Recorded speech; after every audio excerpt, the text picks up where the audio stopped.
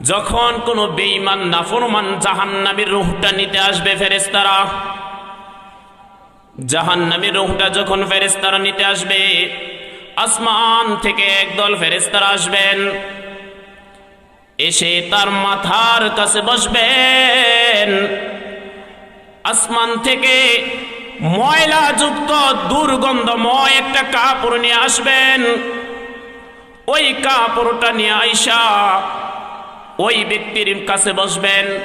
মালাকুল মউত যখন ওই নাফরমানের জাহান্নামের রূহটা নিয়ে যাইতে চাইবে, ওই নাফরমানের রূহ, ওই নাফরমানের আত্মাটা মালাকুল মউতকে ধরা দিতে চাইবে না, দৌড়াইতে থাকবে, দৌড়াইতে থাকবে। ভিতরে মালাকুল মউত ছিঁড়া টেনে হিসড়ে ওই নাফরমানের আত্মাটা নিয়ে আসবে।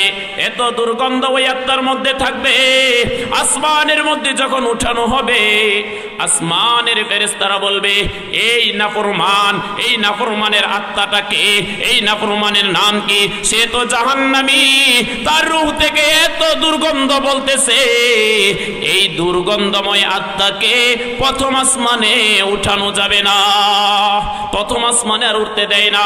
কবরের মধ্যে যখন সওয়াল জবাব করতে আসে, সওয়াল জবাব যখন করতে আসে, তখন জিজ্ঞেস করা হয়, তোমার রবকে তুমি চিনোনি? কয়, আমার রবকে আমি চিনি না।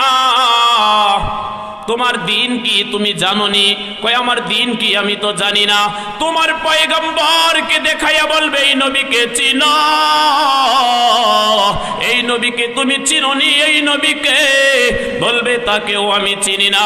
ওই ফেরেশতারা বলবে, তুই তো নাফরমান আত্মা।